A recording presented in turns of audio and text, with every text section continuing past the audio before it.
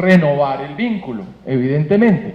Esa es la diferencia entre sostener y sustentar. Yo puedo mandar un hijo al extranjero si tengo la plata y bueno, lo sostengo, ¿verdad? Vaya, mijito, estudie. Yo lo mandé, saqué la plata de no sé dónde, trabajé muchos años y lo sostengo. Pero si el muchachito acaba de estudiar y no consigue trabajo, no se mueve, no le interesa, papi, mándame, lo sigo sosteniendo y lo sigo sosteniendo hasta que me reventé. Si no le inculqué a través de la educación la responsabilidad de pararse en la vida, el bendito muchachito va a ser dependiente toda la vida. Entonces, no sé si me entienden un poco esa diferencia entre lo sostenible y lo sustentable. No quiero decir que el hecho de que el plan utilice la palabra sostenible esté utilizando esa connotación. En Colombia usamos indiferentemente esos dos conceptos, sostenible y sustentable, muchas veces para aludir a lo mismo, ¿verdad? Pero sí quiero llamar la atención de la diferencia real que existe en esos dos conceptos. ¿Por qué? Porque sostenible un plan lo puede hacer la decisión política. La voluntad política lo hace sostenible mientras el alcalde o el gobierno de turno la mantenga. Sostenible, ¿qué lo hace? Que esté la platica. Es decir, sostenible hace que el plan exista porque hay un elemento externo que lo soporta. La mamá cuando le da el pecho al hijo lo está sosteniendo con sus brazos, ¿verdad? Lo está sosteniendo. Pero el sustento es lo que le transmite a través de la lactancia. ¿Y en qué se traduce el sustento? No solamente en la leche. ¿Qué más le transmite? La emoción, el cuidado, el amor. Esas son las palabras claves de la sustentabilidad que hará que nuestro plan permanezca en el tiempo por la vía de eso que están ustedes señalando. Exactamente.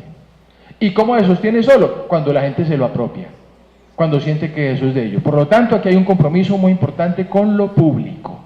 Estamos hablando del fortalecimiento de lo público, en el sentido de entender lo público no como lo que no es de nadie, sino como lo que es de todos. Y ahí el plan tiene un compromiso muy importante con la apropiación que las comunidades hagan de él, para lo cual ya hizo algo muy valioso, que es concebirlo con la gente, construirlo con la gente. Si la gente va a arreglar el parquecito, va a utilizar el parquecito, por decir cualquier cosa, y participa en la concepción del parque, en el diseño del parque, en el tipo de juegos del parque, y está los fines de semana, sábado y domingo, sudando y trabajando en el arreglo del parquecito, tengan la seguridad que ellos son los primeros que lo van a cuidar. ¿Eso qué quiere decir? Que hay sustentabilidad porque hay apropiación. ¿Qué sería que el parque fuera sostenible?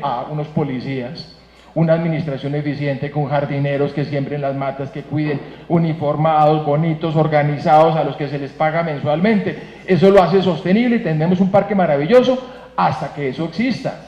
Hasta que si exista la voluntad, si existe el recurso, se nos va a sostener el parquecito. ¿Y qué pasa si la voluntad política de pronto no le da la prioridad al parquecito, sino a la infraestructura, a las vías, o a la educación, o a cualquier otra cosa? Que el parquecito se va a clavar porque la gente lo usó, pero no se lo apropió. Ahora, hay maneras de apropiarse. Yo aquí hablo de la apropiación democrática. Un borrachito que va por la calle y no se aguanta las ganas de llegar a la casa y hace pipí contra la pared, se está apropiando de la calle, ¿verdad? Alguien que coge el carro y lo sube en el andén, se está apropiando de la calle. Unos vecinos que ante una situación de inseguridad deciden cerrar la calle y poner una reja de un lado y del otro, se están apropiando de la calle. Pero eso no es apropiación democrática. La apropiación democrática es responsable, es corresponsable. Y esa es la clase de apropiación que necesitamos en el plan para que sea sustentable. Vendrán nuevas administraciones, nuevas políticas, habrá recursos o no, pero no podemos basar el éxito del plan y su continuidad en el tiempo de esa sostenibilidad que venga de afuera, es decir, simplemente del esfuerzo de sostener desde afuera. La sostenibilidad es condicionada. Yo puedo sostener este micrófono aquí 5 minutos, 1 hora, 2 horas, pero si lo sostengo 5 o 10 horas, ya me va a pesar como si fuera un ladrillo. Es decir, la sostenibilidad está condicionada al tiempo, a la energía, a la fuerza, al soporte, al insumo económico, a la voluntad política, pero si no está la comunidad organizada, si la gente no se ha apropiado del plan, ahí no hay sostenibilidad. La base de la sostenibilidad, entonces, es la sustentabilidad por la vía de la apropiación. Entonces aquí lo que estamos transmitiéndole la madre al niño es amor, es confianza, ojo que estos conceptos muy importantes, confianza, necesitamos fortalecer el vínculo entre la administración y la ciudadanía, y eso se hace a través de la confianza, y la confianza se gana a través de la transparencia. La transparencia se gana a través del cumplimiento de los compromisos. Muy bien, el plan está claro, entonces la comunidad tiene que preguntarse, perfecto, ¿ustedes qué van a hacer? Van a hacer formación, van a hacer educación permanente, van a hacer talleres, muy bien. ¿Y ustedes qué van a hacer? ¿Qué va a hacer la comunidad? Nosotros qué vamos a hacer en el uso de nuestros espacios públicos, ¿verdad? Porque el espacio público es el elemento fundamental y primero que tenemos que tener en cuenta en este proceso de formación ambiental. Y espacio público no solamente son las calles, las plazas y los parques, espacio público son las rondas de los ríos, las zonas de conservación ambiental, las zonas de reserva forestal. Espacio público es todo, espacio público es donde nos relacionamos, donde nos construimos como ciudadanos y ciudadanas, donde establecemos acuerdos. Por eso el plan, a mi manera de ver, resulta una oportunidad para renovar esa abstracción que es el contrato social. Ese concepto es una cosa que todo el mundo sabe, pero que nadie entiende de qué es, ¿no? Como decía San Agustín cuando le preguntaban del amor, ¿y usted qué cree que es el amor? Dice, si me preguntan, no lo sé, pero si no me lo preguntan, sí lo sé. Igual ocurre con la corresponsabilidad y con el uso del espacio público, ¿no? ¿Qué es la apropiación? La apropiación es la manera como nosotros sentimos que el entorno y que lo público es de todos. Alguna vez veía yo en el metro de una ciudad, en Madrid, creo, en España, que decía, el metro es de todos, destruye tu parte.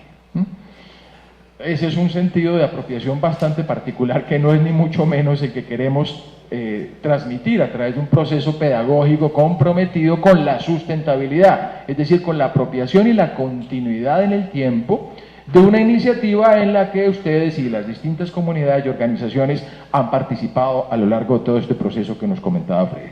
Entonces aquí tenemos sostenibilidad, pero sustentabilidad, amor, compromiso, apropiación, confianza, afecto.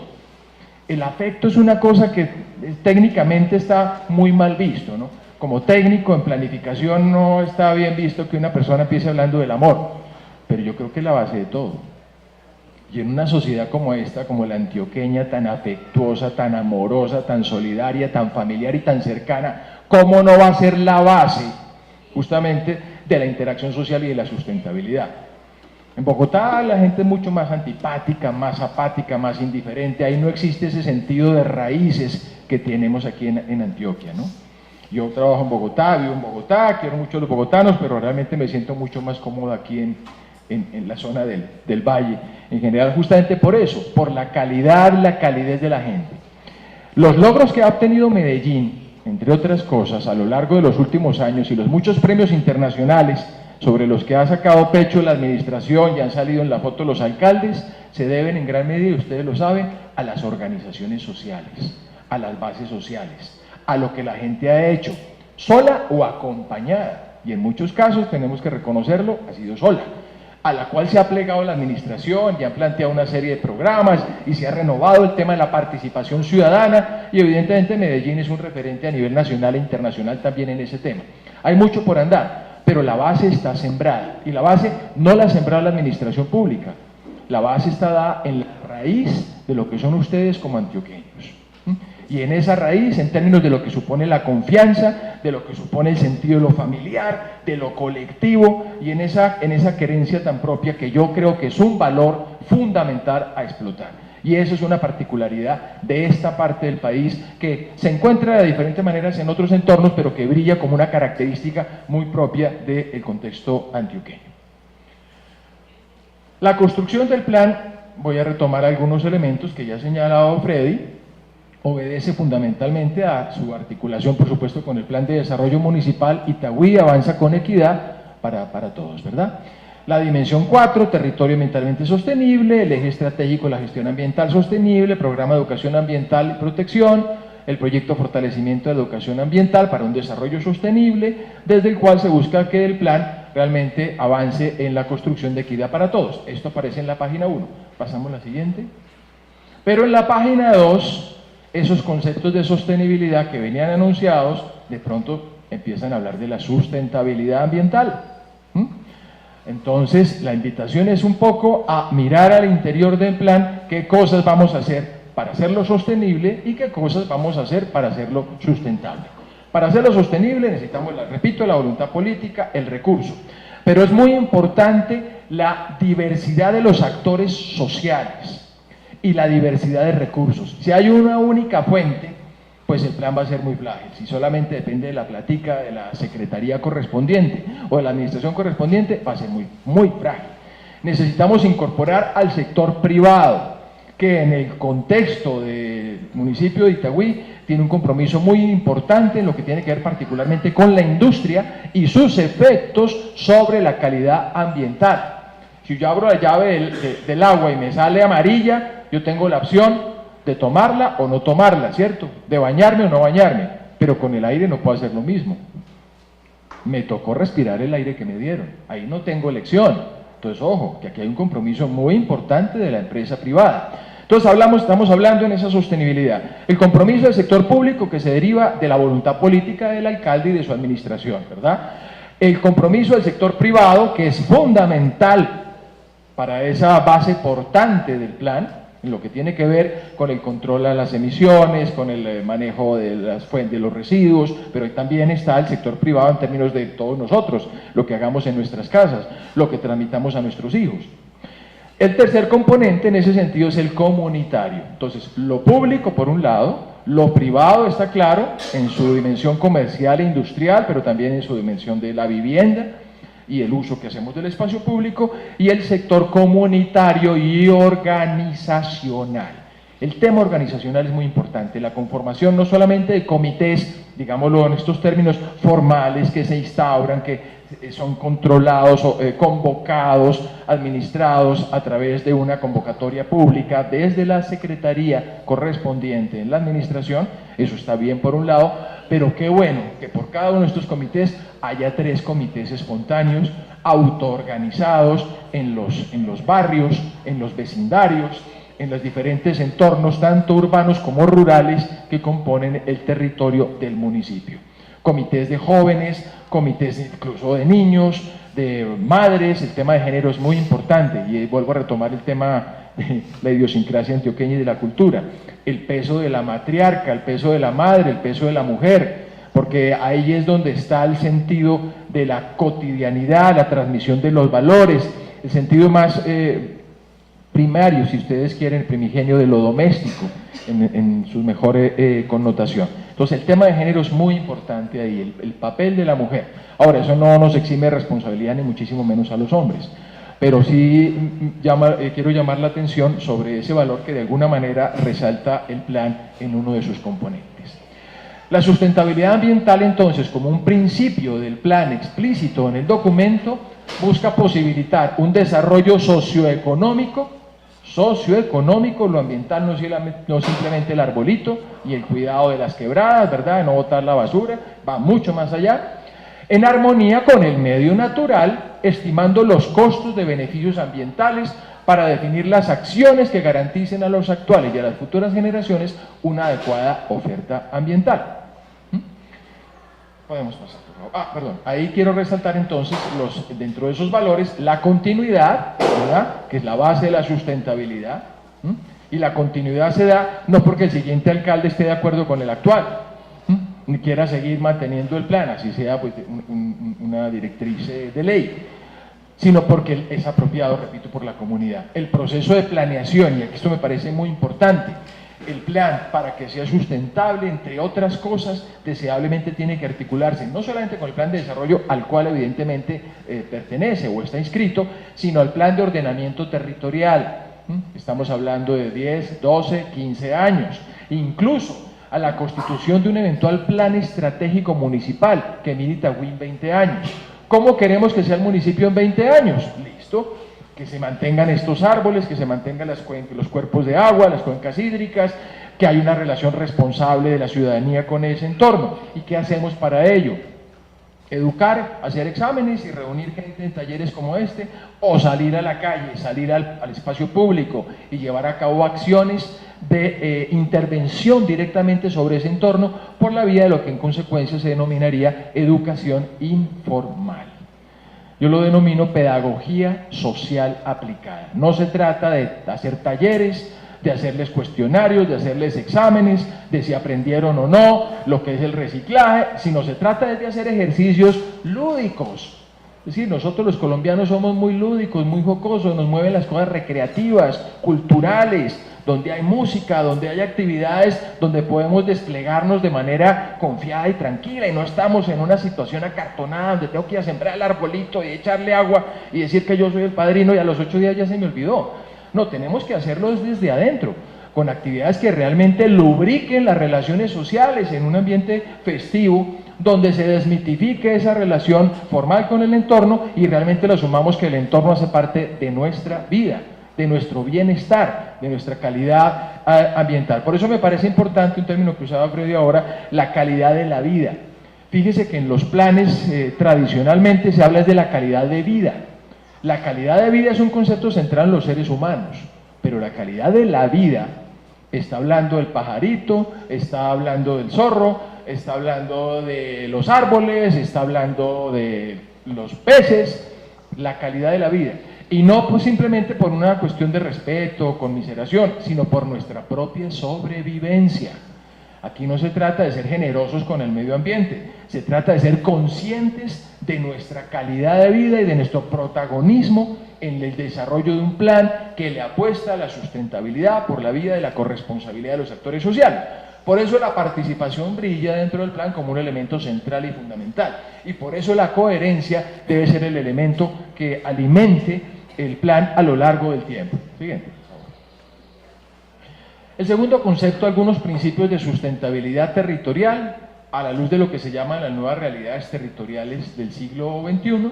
Voy a ir un poco rápido sobre eso en función de que aquí tenemos una amenaza dentro de esas relaciones entre lo local y lo global.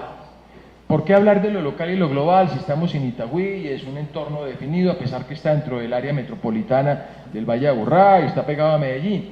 ¿Cuál es esa especificidad? Que está siendo afectado por las mismas situaciones que el resto de municipios del área, pero no solamente del área, del país, del planeta. ¿Y cuál es eso? El imaginario del uso de la tierra, del uso del suelo, por la vía de la especulación y de la apropiación no democrática del espacio, por creer que hay unas personas que tienen más derechos que otras.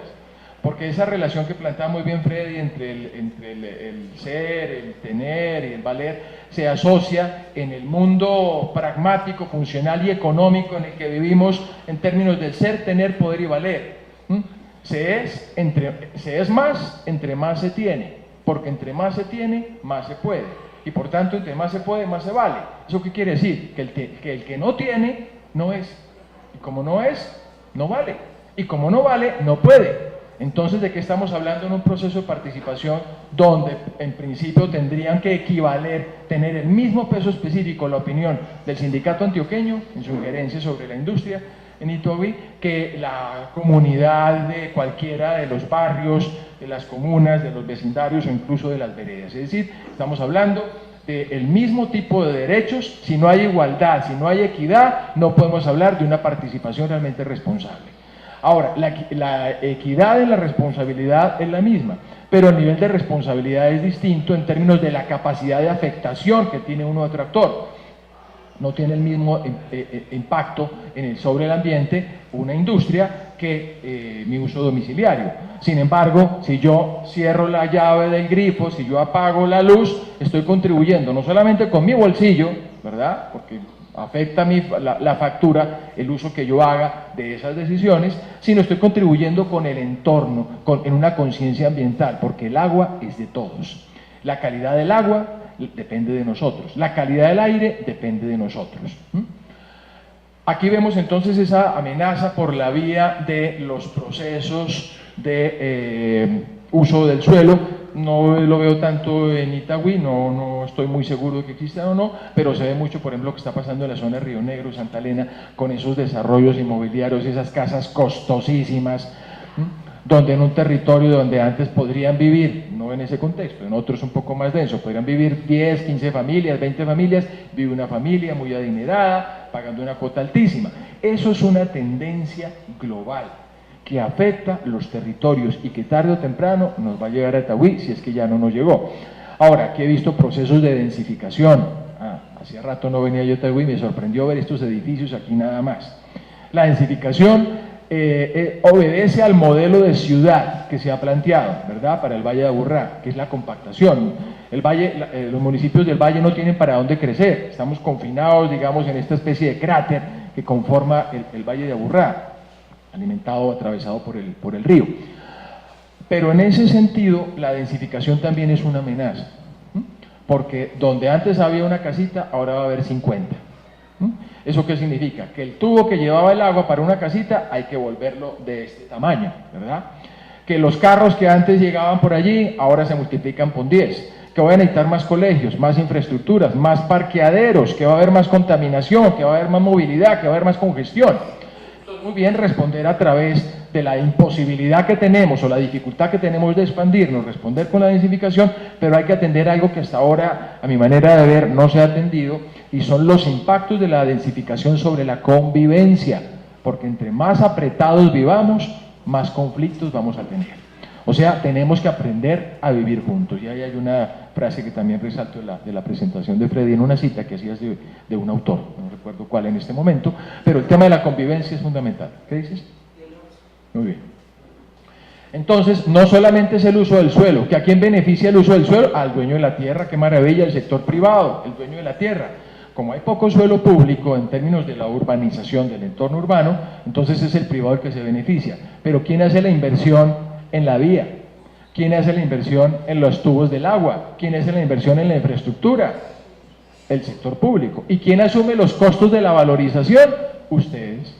Es decir, ahí hay una plusvalía, hay un desequilibrio que, a pesar de que hay todo un sistema de manejo de cargas y beneficios, es muy importante que se contemple en el impacto ambiental de las decisiones urbanísticas, que entre otras cosas comportan no solamente el modelo de ciudad, la ciudad apretada, la ciudad compacta. Sí, nos ponen centros comerciales y se abre espacio para uno que otro parquecito, con mucha dificultad. Pero lo importante entonces es atender el tema de la convivencia. Por tanto, el riesgo y la vulnerabilidad, en la medida en que han venido aumentando, deben ser prioritarios, como lo plantea el plan en su momento. Un riesgo que no solamente es el riesgo natural, remoción en masa, inundación, sino es el riesgo generado por la condición humana, los riesgos antrópicos, los riesgos de la convivencia, los riesgos de la cercanía, los riesgos del impacto en la infraestructura, los riesgos de esa densificación que impacta el uso del vehículo, entre otras cosas, la dificultad para el estacionamiento, bueno, etcétera. Entonces, ojo con estos modelos globales que tienden a imponerse sobre la base de que ese es el imaginario de lo global. Y para ser global, Medellín, Itagüí y Antioquia tienen que comportarse como se comportan en otros territorios y apostarle a los mismos modelos, y entonces el Parque Lleras es lo que más se aproxima a la ciudad global, y entonces el Parque de los Pies Descalzos, y hay una serie de imaginarios que evidentemente han embellecido y han enriquecido la ciudad en muchos aspectos y la han posicionado en el mundo, en el sentido que empieza a manejar un lenguaje global, pero no podemos perder el sentido de lo local. La base de la sustentabilidad está en el sentido de identidad territorial. Itagüí es Itagüí. Itagüí no es Bello, ni Itagüí es Barbosa, ni Itagüí es La Estrella.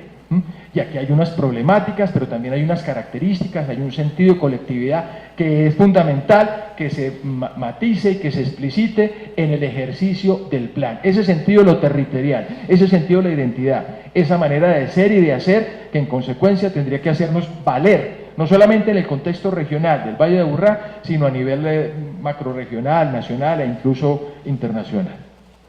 Pasamos, por favor. Y aquí traigo esta imagen para explicar otro concepto. Itagüí tiene que posicionarse, no solamente dentro del valle, sino en el mundo en general. Hoy en día ya no son las grandes ciudades las que brillan, son los pequeños territorios. Fíjense que hace unos años las ciudades grandes eran las que se reconocían y había que tener grandes avenidas, grandes infraestructuras, pero también responder a grandes problemas, y había que tener carros y todo este tipo de cosas. Hoy en día las ciudades más desarrolladas empiezan a sacar los vehículos, empiezan a poner la bicicleta, La gente ya no quiere vivir en esas ciudades densas, en esas grandes aglomeraciones, sino irse al pueblito donde puede ir en bicicleta, de su casa al trabajo, de su casa a la escuela, respirar un ambiente sano, ir por una ciclorruta en una malecón alrededor de la ribera del río, respirando el aire fresco que nos brindan estos guaduales. Eso es lo que la gente quiere. ¿Y eso están haciendo en dónde? En Alemania, en Holanda, en Suecia. Nosotros que queremos ser desarrollados, ¿qué hacemos? Seguir produciendo humo, porque eso es desarrollo, seguir produciendo contaminación, seguir haciendo edificios, grandes avenidas, ya somos grandes, ya somos una ciudad importante, ya figuramos en el mundo, pero no nos dimos cuenta que el mundo cambió en su imaginario, ya no le apuesta a eso. La gente ya no quiere vivir en Nueva York, qué pereza, o en París, o en esas grandes aglomeraciones, quiere irse al pueblito y vivir tranquilo. Además, porque ahora a través de internet se puede conectar. Entonces, el teletrabajo nos permite trabajar desde nuestra casa, trabajamos más, eso sí, se duplica nuestro tiempo de trabajo, pero también nuestra productividad. Y en ese sentido, aprovechar las tecnologías, que es otro elemento que establece el plan, a través de las TIC, las tecnologías de la información y la comunicación, es un elemento fundamental. Y eso, metido dentro del concepto que hoy se denomina nueva ruralidad, desmitifica la idea de la separación entre el campo y la ciudad, que en términos ambientales no existe. No existe porque es el mismo entorno, es el mismo aire, dependemos del agua que viene de estas fuentes hídricas, que muchas veces están incluso por fuera del municipio, lo que hace que tengamos que hablar con esos otros municipios de donde viene el agua y ponernos de acuerdo para ciertas cosas. Entonces, en ese sentido, me parece relevante tener en cuenta esta situación. Vamos a imaginarnos 3 escenarios. Supongamos que en el escenario A, vamos a poner el caso, hay un travesti, un señor transexual que tiene una opción sexual, donde siente que la naturaleza se equivocó de cuerpo y lo puso a vivir en el que no tocaba. Entonces vive su situación, se viste como mujer, pero tiene unas características de hombre y bueno, tiene esa situación.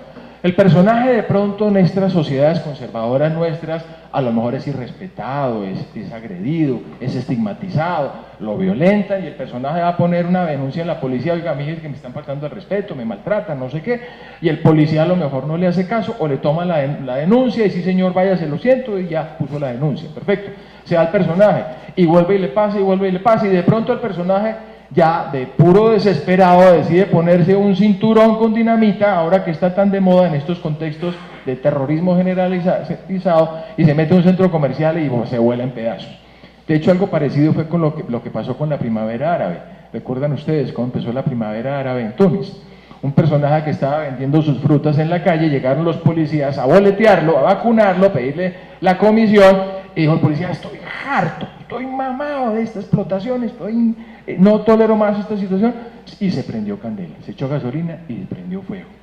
Ante eso protestaron todos los comerciantes y ahí surgió la famosa primavera árabe que terminó tumbando el gobierno de Egipto, amenazando el gobierno de Túnez, el de Siria, ya saben ustedes en la que está, y todos esos países se vieron amenazados por esa situación que vino de un clamor de una persona que representaba una situación de pobres, excluidos a través de una economía informal, arrinconados, que dijeron, no nos aguantamos más esto. Guardadas las proporciones, eso es lo que puede ocurrir con nuestro personaje. ¿Qué quiere decir esto? Que un individuo frente a la sociedad está solo, como individuo, y por lo tanto es vulnerable. Pero también, ¿qué quiere decir? Si el individuo decide ponerse una bomba y explotarse por su decisión propia, también hace vulnerable al Estado. Ojo, el individuo está solo, pero un individuo solo también es peligroso, en términos de que puede actuar de una manera descontrolada. ¿Qué hace este personaje para hacer valer sus derechos? Otra opción. Pronto no decide volar en pedazos nada, sino integrarse con un grupo de personas en su misma condición y forma un colectivo. Y el colectivo frena aquí los carros en la autopista y quieren hacer valer sus derechos y protestan y se alían con unos y otros. Entonces de pronto decir, vamos a reconocer los derechos de estas personas y nos inventamos el concepto de LGBTI, ¿verdad? Los derechos de esas personas en esas condiciones de opción sexual diferente a las ortodoxas.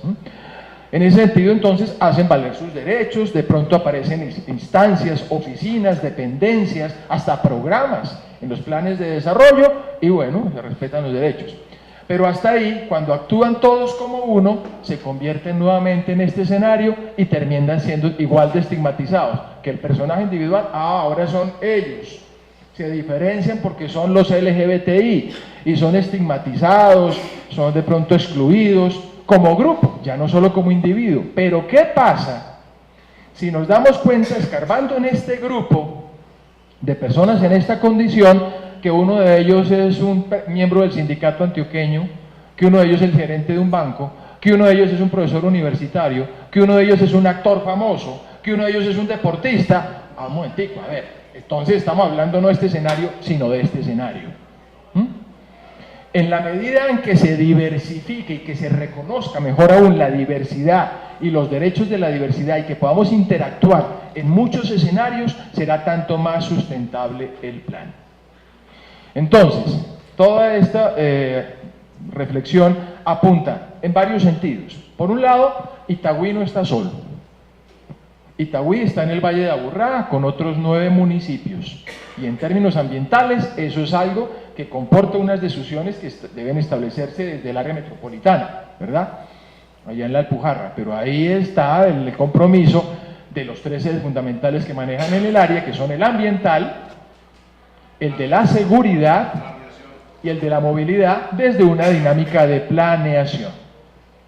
La planeación, a mí me gusta verla como plan y acción, de alguna manera lo están llamando así ahora en el área metropolitana, plan y acción. No solamente se trata de hacer planes, se dice que cuando uno no sabe qué quiere hacer, hace un plan.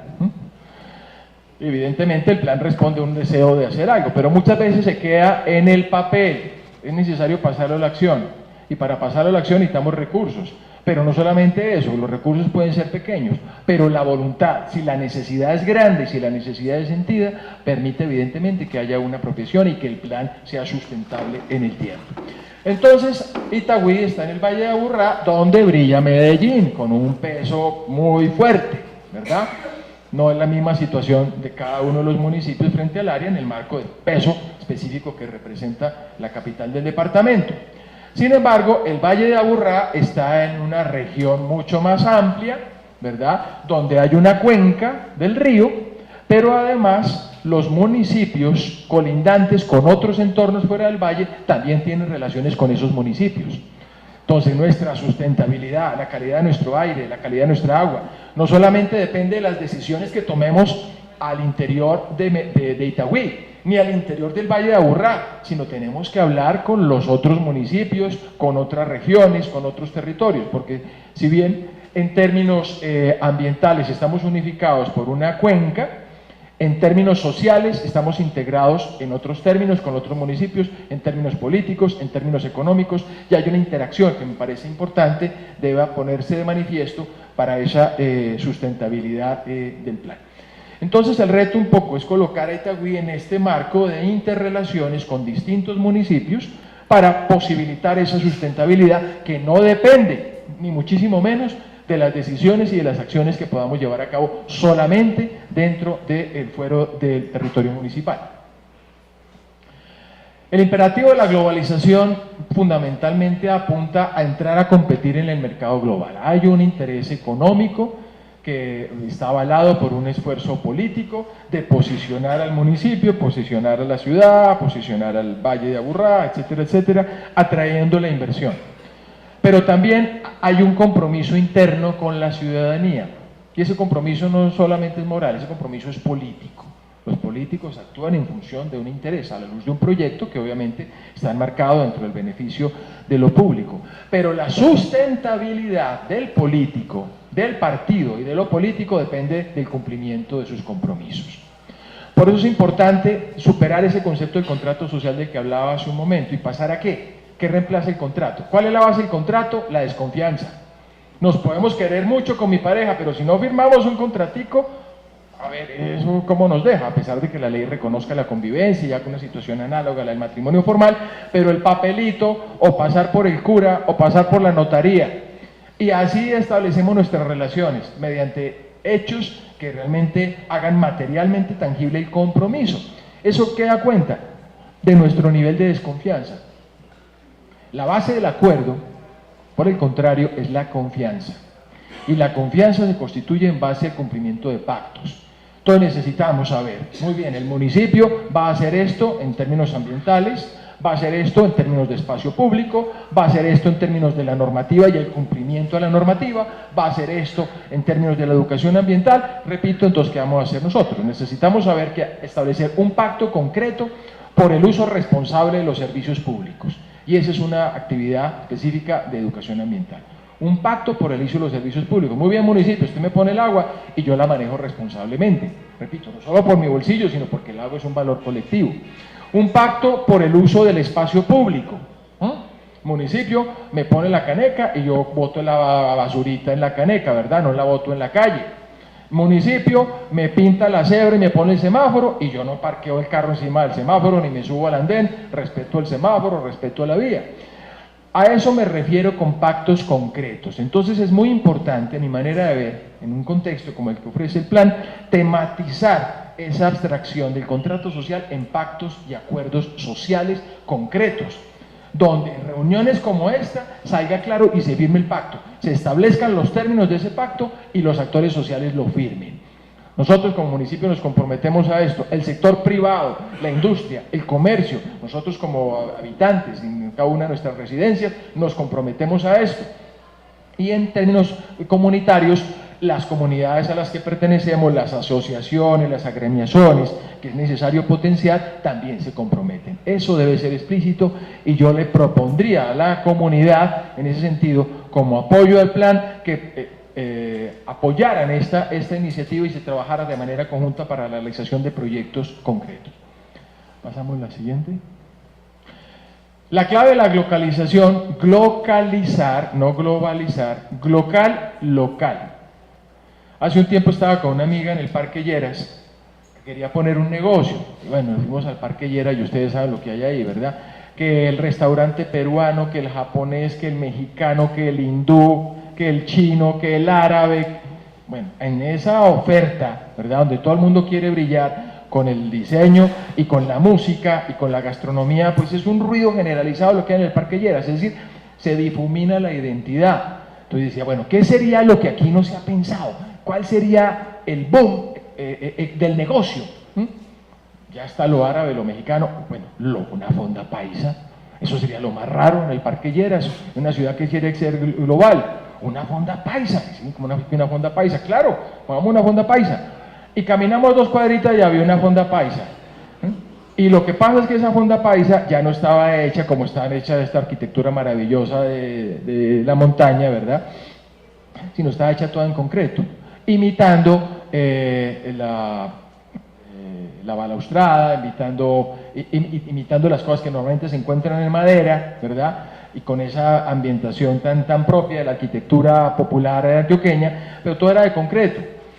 Y entraba uno a la fonda paisa, bueno, y en vez de tener los burros amarrados ahí, ¿verdad?, obviamente atendía al paisa con carriel, desde luego, pero hay que pagar la entrada, entonces ya la fonda estaba disfrazada. Y en vez de tener los burros amarrados, lo que había parqueado ahí eran unas motos, unas Harley Davidson. No siquiera una Yamaha 150, una Harley Davidson con unos personajes así grandotes, con chaquetas de cuero, casco, no sé qué, llegaban a la fonda paisa y pagaban 9.000, 10.000 pesos, que es el trago de aguardiente. Y se sentaban en unos bultos de café y estaban en una fonda paisa. Entonces, bueno, entramos a la fonda paisa, a ver, ¿esta qué clase de fonda es? Y bueno, nos tomamos 2 cervezas y bueno, ya es la cerveza, la conversación, ustedes saben lo que pasa, va uno al baño, entra al baño y encuentra un orinal hecho a la usanza de los comederos de los burros, pero en realidad era metálico, era en aluminio, esto tan elegante pues. Y encima al orinal, ¿qué había? Había un televisor plasma. Vea, la fonda paisa está en el mundo global. Y el televisor estaba encendido encima del orinal, ¿no?, para que uno estuviera distraído ahí mientras hacía su actividad. ¿Y quién estaba ahí? Estaba cantando Juanes. ¿Y dónde estaba cantando Juanes? En la Comunidad Europea. Entonces, un momentico, ¿lo global o lo local? Estamos en Medellín, que es la capital de lo local, de la identidad antioqueña. ¿Qué más local? Pero hay un sitio global, que es el Parque Lleras, donde se difumina esa identidad antioqueña en ese querer ser global, ciudadanos del mundo.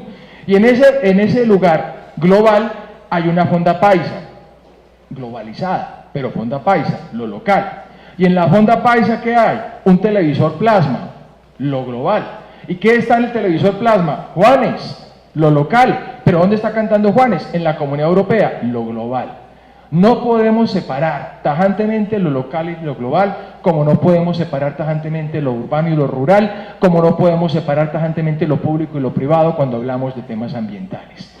Hay que pensar globalmente para actuar de manera local, pero no conformarnos con eso, porque eso genera dependencia, eso es colonialismo, eso es sumisión.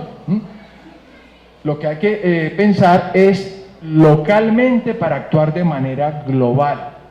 Lo que hizo internacional a García Márquez no era que escribiera como todo el mundo, sino que escribía como un costeño de Aracataca, y eso lo llamaban realismo mágico. Es decir, lo global es lo que brilla localmente, el hacer valer nuestra identidad, nuestro principio, nuestra gastronomía, nuestras costumbres. Eso debe ser lo que nos posiciona ante el mundo, y no dejar la bandeja paisa por comer hamburguesa de una u otra manera en función de querer ser globales por dejar una u otra práctica cultural. A lo que voy es a que la base de la sustentabilidad está en el fortalecimiento del sentido de identidad y en la corresponsabilidad con el entorno al cual pertenecemos. Siguiente, por favor. En ese sentido, hay 4 estructuras que me parece importante sean tenidas en cuenta para el desarrollo del plan en su conjunto. En primer lugar está la estructura político-administrativa, quien regula, maneja toda la base organizacional, obedece a unos parámetros, se lleva a cabo a través de unos programas en los cuales participamos o no. La estructura ecológica principal, que es la base portante del territorio, el dónde estamos, dónde nos relacionamos, donde nos llevamos a cabo nuestras actividades educativas, sociales, económicas, políticas, etc.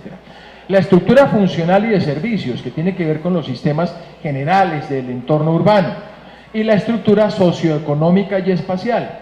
Y aquí recalco fundamentalmente el tema de las centralidades, los sitios, aprovechar los sitios donde nos encontramos, no inventarnos sitios donde la gente no se reúne, identificar en el contexto del municipio de Itagüí cuáles son los sitios que le significan a la gente, que le representan algo, y ahí generar convocatorias y llevar a cabo reposicionamientos, empoderamientos, apropiación social, y que sea ese nuestro punto de partida para las actividades de pedagogía informal, que sobre el espacio público puedan fortalecer ese sentido de identidad, para que a partir del desarrollo de estas actividades en estos entornos se pueda ir ampliando a el campo más amplio de lo municipal en cuanto tal. Es decir, a lo que voy es a no plantear grandes acciones para ver si se generan encuentros, sino plantear grandes encuentros a través de pequeñas acciones.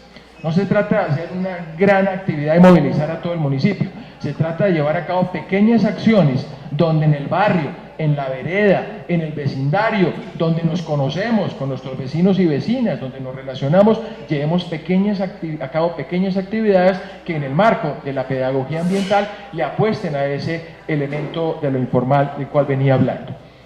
Frente a eso, me parecería importante que en términos de planeación, ya voy terminando, tengamos en cuenta 4 sistemas.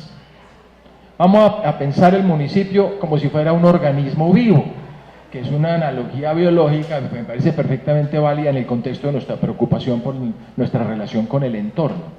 Y nuestra relación en el entorno, ojo, no es solo nuestra relación con él, es nuestra relación como seres humanos. Y hablaríamos así de un sistema respiratorio del municipio. ¿Qué sería el sistema respiratorio? Pensemos el municipio como un cuerpo. Hay un sistema respiratorio que tiene unos pulmones, ¿verdad? Y que a través de unos alvéolos nos permite respirar, y es una de las bases portantes de la vida.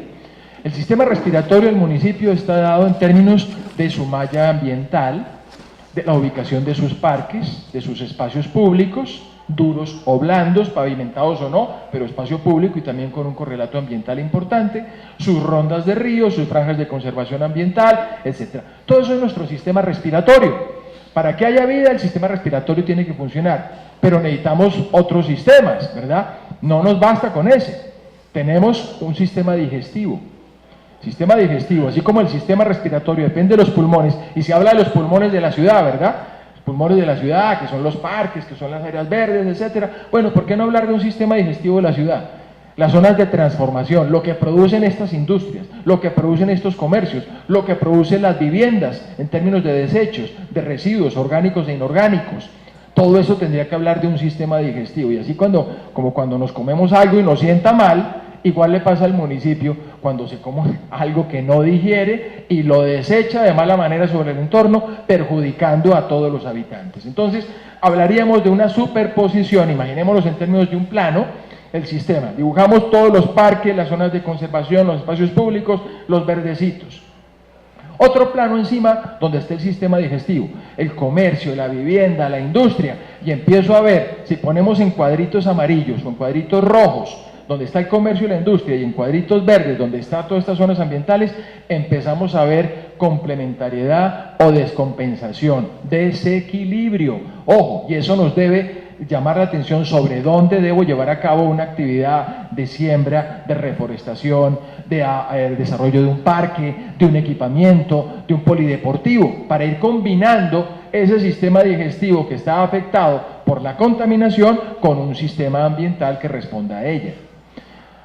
Pero el cuerpo humano no solamente tiene un sistema digestivo y un sistema respiratorio, tiene también un sistema nervioso, donde está el cerebro, donde se toman las decisiones, que el cerebro está evidentemente en la administración, en la alcaldía, pero también está en las acciones que se llevan a cabo en los diferentes entornos del municipio. Entonces el sistema nervioso, en términos del espacio urbano del municipio, lo podemos entender como todo aquello que genera actividad, lo que genera movimiento. Centros comerciales, centros deportivos, centros de recreación, centros educativos, centros de cultura, centros de recreación, centros de baile, centros de rumbas, centros donde la gente se encuentra. ¿Por qué? Porque en los centros se reciben cosas y se generan cosas. A los centros llego y de los centros voy. ¿Qué quiere decir? Que generan movilidad, y la movilidad impacta el territorio, la movilidad impacta el medio ambiente, no solamente en términos de la calidad del aire, sino en términos de la congestión o no. Entonces, eso sería nuestro sistema nervioso, cómo nos movemos y qué hace que nos movamos. Lo importante no es tanto dónde están las cosas, sino cómo se relacionan entre sí, cómo nos movemos entre ellas. Por eso es muy importante que, paralelo a un plan de espacio público, hay un plan de movilidad, no pueden plantearse por separado, y un plan de apropiación también de en función de su impacto ambiental. Y finalmente, a estos tres sistemas, el sistema respiratorio, el sistema digestivo, el sistema nervioso, habría un cuarto sistema, que es el sistema circulatorio, importantísimo, el corazón, la sangre, lo que bombea, el impacto que hay sobre las dinámicas de movilidad o de inmovilidad, de congestión o no, que redundan en la eficiencia, redundan en la productividad, pero redundan también en nuestro genio. El tráfico incide en nuestro buen genio, en nuestro mal genio, en la manera como disfrutamos o no disfrutamos, o padecemos la ciudad, como llegamos a la casa después de manejar todo el día cansados, agotados, y ayudar al niño a hacer las tareas, la señora que nos cuenta el problema, o el esposo que llega con su problema.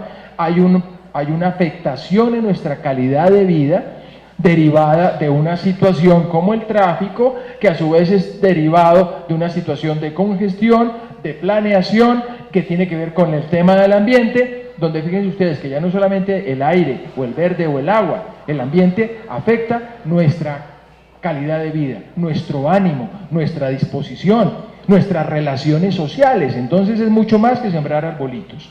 Estos cuatro sistemas, propondría incluso en el marco del plan de ordenamiento territorial, fuesen tenidos en cuenta incluso en el tema pedagógico. Enseñarle a los niños y las niñas que vivimos en un entorno orgánico, que el municipio está vivo, que respira, que transpira, que suda, que sufre, que de alguna manera también disfruta, si nos portamos de una manera adecuadamente con él, y nos responde y se relaciona también con nosotros. Plantearía esos cuatro elementos. Me quedé con las otras 75 diapositivas en el tintero, pero con mucho gusto se las dejo porque me parece más importante que conversemos y no que los duerma con la presentación. Bueno, muchas gracias. Tenemos un conversatorio con el profesor Carlos Mario Llori. Este será moderado por Edwin Traslaviña Rodríguez, profesional de Corantioquia.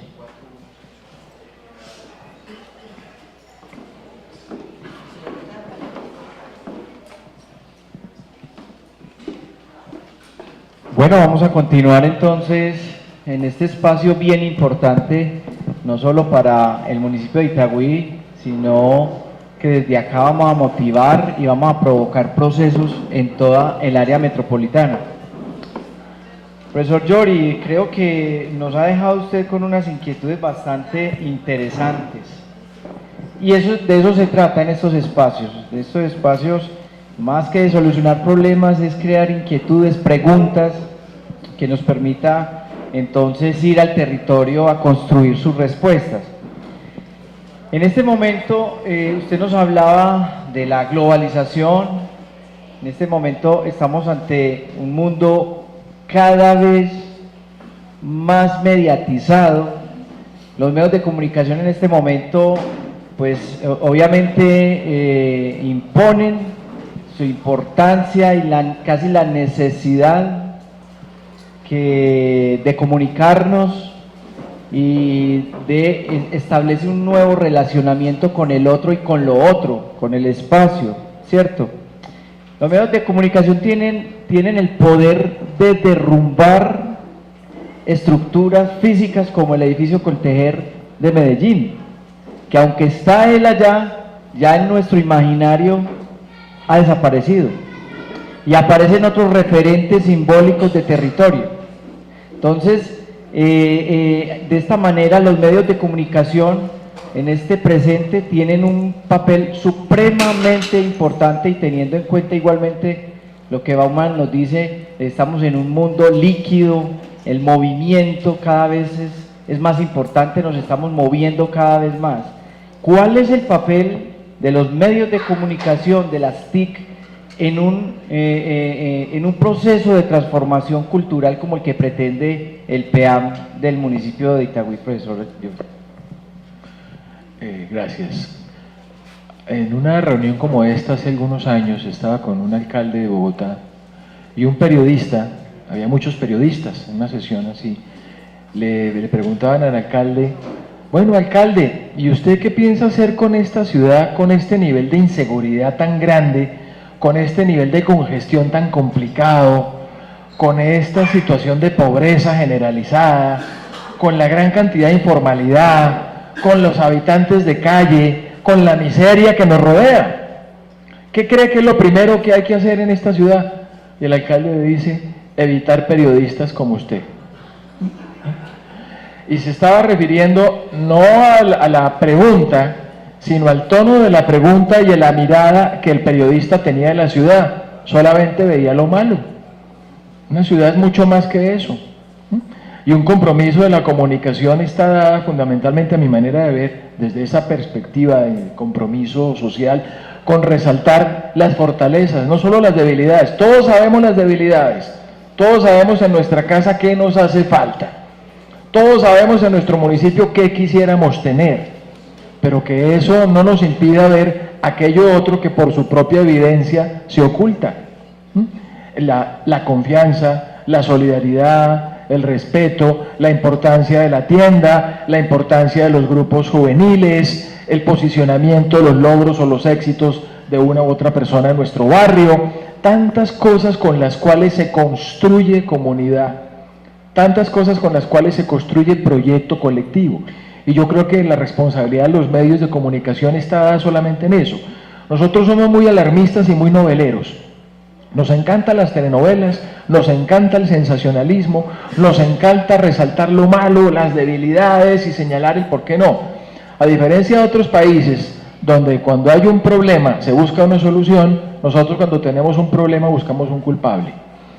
Y evidentemente en el contexto de nuestro país, donde hay tanta corrupción y hay tanta pillería, pues hemos optado por eso sin darnos cuenta que lo que tendríamos, a mi manera de ver, no solamente es enfrentar esa situación a través de los mecanismos del caso, sino acercarnos más como individuos. Yo creo que son más las cosas que nos unen que las cosas que nos separan. Y eso es algo que deben resaltar los medios de comunicación. No solamente sexo y violencia, poner a una mujer en pelota, me perdonan, para vender un celular, o un pasaje, o un carro, a eso llega el tema de la comunicación mal entendida. La comunicación en muchos casos, los medios de comunicación, en vez de acercarnos, que ese debería ser su objeto, nos alejan.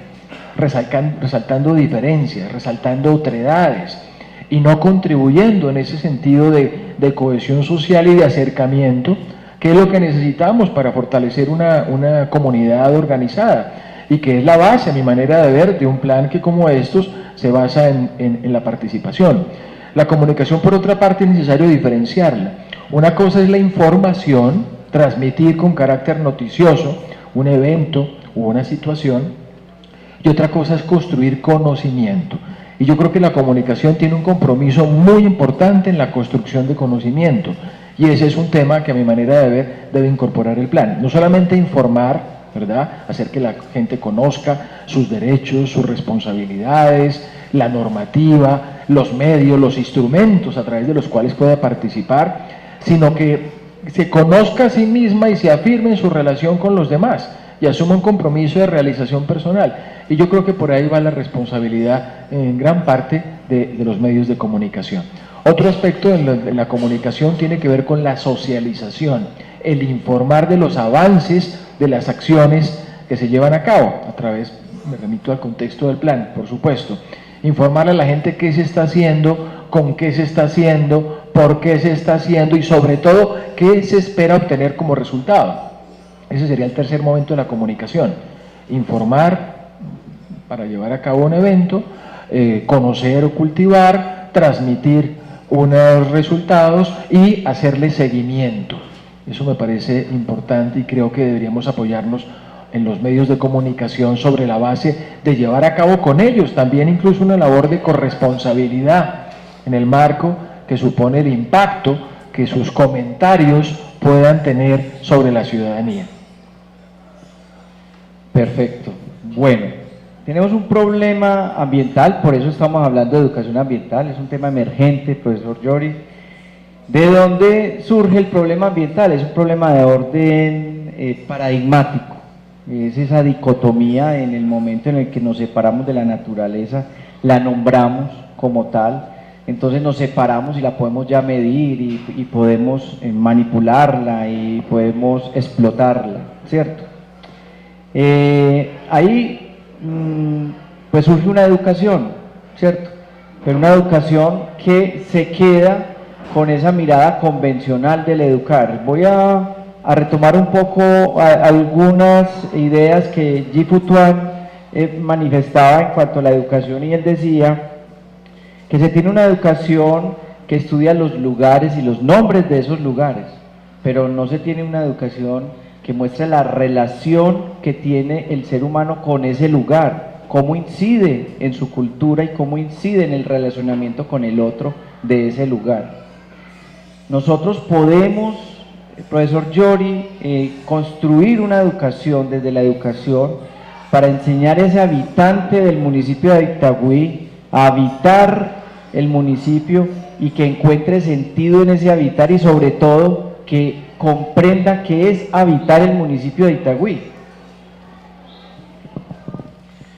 Desde que nacemos somos conscientes que estamos frente al mundo y tan conscientes somos de que si por una u otra razón no lo manifestamos, recibimos una palmada de parte del médico apenas nos sacan del vientre de nuestra madre.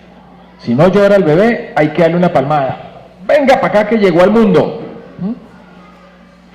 Es decir, desde ahí somos conscientes que estamos frente al mundo, frente a un otro, frente a un entorno que es frío, caliente, grande, pequeño, que desde ahí me enfrento a un entorno que ya existía, ¿verdad?, cuando yo llegué, y que por lo tanto tengo que adaptarme a él, y me adapto a él a través de un proceso de aprendizaje, donde voy a la escuela supuestamente a aprender cómo relacionarme con el mundo, en una forma de educación fundamentada en la información y no en la construcción y apropiación de conocimiento en beneficio de un bienestar, sino de un posicionamiento en la sociedad. Tan así que nuestros padres lo primero que nos preguntan cuando tenemos medio uso de razón es: mijito, ¿qué quiere ser cuando grande? Tiene que tener claro que tiene que ser cuando grande. Y ya desde que nacemos con un partido político, sin haberlo pedido, ¿verdad?, de nuestros padres, con un equipo de fútbol, ¿verdad?, con la camiseta del Medellín o con la cualquiera, y con un partido político. y con una religión. Al peladito no le preguntó ni qué partido político, ni qué equipo de fútbol, ni qué, nada. Ya entró con eso y lo heredó. Pues ya nos pusieron una camiseta ideológica, política, deportiva, religiosa, etc. Por otro lado, estamos en él. Pero la educación nos promueve fundamentalmente el reto de posicionarnos en el mundo. Hay que aprender un oficio para vender ese oficio. Y la que la educación nos enseña es a vender. ¿Usted para qué es bueno, papito? A ver, ¿para qué es bueno? ¿Le gusta dibujar? Bueno, venda su oficio. ¿Le gustan las matemáticas? Venda su oficio. ¿Le gusta hablar? Venda su oficio, y sea abogado, o sea comunicador, o periodista, etc. La educación forma gente para que funcione, no para que sea feliz, no para que interactúe sanamente, no para que se comprometa con el mundo, sino para que se posicione, se empodere, le saque brillo al nombre y al apellido, por supuesto, la herencia histórica, y nos hagamos un lugar en el mundo como profesionales, como técnicos exitosos. Además se nos vendió la idea que hay que ser profesionales, y el que no es profesional entonces es un ciudadano de segunda. No puede ser. Este país necesita técnicos, necesita vendedores informales. Se ve el vendedor informal como un problema, cuando las ventas informales son una solución. Entonces, ¿de qué estamos hablando? Yo creo que hay una deuda enorme, no solamente en este país, sino en el mundo en el que vivimos, con la construcción de una educación sana, orientada a la construcción de seres humanos responsables y libres, donde el bienestar, la calidad de vida y su realización personal, en términos de lo que cada quien entienda por felicidad, debe ser lo que prime, y no lo que nos impone el modelo de turno. Para ser feliz hay que tener casa, carro, beca, vivir en el penthouse, tener una mujer o un marido muy guapo o muy bonita, unos hijos exitosos. Yo creo que tenemos que construir otros valores. Y ahí el espacio público tiene un valor muy importante, y en un proyecto de pedagogía ambiental como el que nos ocupa, me parece importante resaltar el valor, por ejemplo, de los juegos infantiles. En vez de que el parque sea ese espacio donde los papás nos desencartamos de los muchachitos, ay, no frieguen, váyanse al parque, papá, ¿que cómo es esto? No, busquen en internet, o lea, o pregunte. No, vayan al parque. ¿Y en el parque qué hay? Pues otros muchachitos igual de despistados, ¿verdad? Que no les paran bola a los papás y se organizan, y bueno, si el mejor de los casos hacen un equipo de fútbol o un grupo de teatro, y en el peor de los casos sabemos qué pasa también, ¿verdad? Que la pandilla, que el consumo de sustancias ilícitas, que la droga, que tantas otras cosas, todo eso está en el espacio público. ¿Y cuál es la responsabilidad del municipio que vela por ese espacio público? Su responsabilidad es poner un parquecito para que la gente juegue, o para que la gente se tire por el columpio, perdón, por el rodadero, o disfrute del columpio, o para que fume marihuana, etcétera. El uso que la gente le dé al parque, ¿verdad? Hay muchas cosas que se salen de control.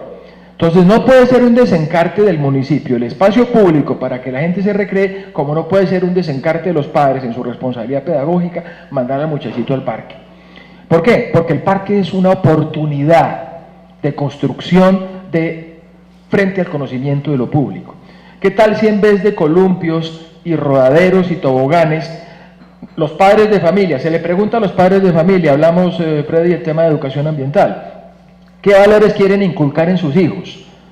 Pues respeto, solidaridad, confianza, ayuda mutua, valores humanos, ¿verdad? Valores que tenemos que capitalizar en términos de la sustentabilidad de un plan ambiental. Entonces, ¿por qué no diseñamos juegos con ese sentido? Aparte del tobogán y del rodadero y de todas estas cosas, el columpio, hagamos un convenio con una universidad que tenga diseño industrial y pongámoslos de ejercicio a los muchachos de último año. A ver, muchachos, vayan a diseñar ustedes unos juegos infantiles donde los niños aprendan respeto, donde los niños aprendan solidaridad, donde los niños aprendan ayuda mutua. El simple hecho que el muchachito tenga que hacer una fila para subirse a un juego, ¿qué supone? Respeto, paciencia, ¿verdad? Reconocimiento del derecho del otro, no me lo va a colar en la fila. Entonces hay una cantidad de valores pedagógicos que se transmiten a través de un juego infantil en un parque entendido como espacio público, donde el parque actúa como un valor, como una oportunidad pedagógica. Ahí es donde viene el tema nuevamente de la educación informal, donde el muchachito no sabe que está aprendiendo, está jugando, y jugando aprendió. Jugando aprendió respeto, aprendió solidaridad, aprendió una cantidad de valores que harán que ese muchachito no bote el papel en la calle, sino lo bote en la caneca, sin necesidad de decirle, porque aprendió el valor. Entonces no se trata, a mi manera de ver, de inculcar valores forzados como metiendo carne en un salchichón, ¿verdad?, a las malas, ¿no?, sino de que sin darnos cuenta, jugando, si queremos así, aprendamos esos valores y asumamos responsabilidades y compromisos. Lo formal y no formal es importante, pero recalco la importancia de ese aprender haciendo.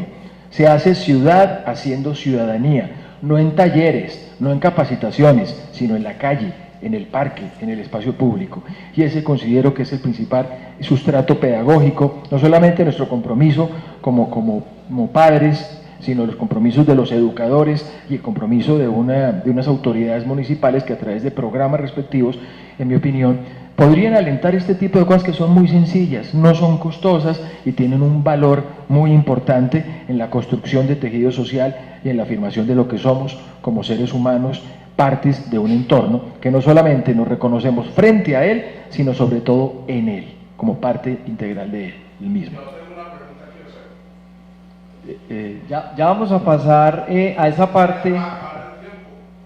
Vamos a pasar a esa parte porque tenemos una agenda, la leyó acá la presentadora, entonces démosle cumplimiento a la agenda y al orden que tenemos trazada ahí, y ya pasamos obviamente a escuchar al público. Miren, prometo demorarme menos en las respuestas para generar más tiempo de diálogo. Bueno, miren, usted menciona, efectivamente, cuando estamos planeando la ciudad no tenemos en cuenta ese tipo de cosas que nos acaba de decir, por ejemplo, con el parque infantil, ¿cierto? Entonces, estamos construyendo por construir ciudades, que en el caso de nosotros el área metropolitana cada vez más se extiende en un crecimiento urbanístico desbordado.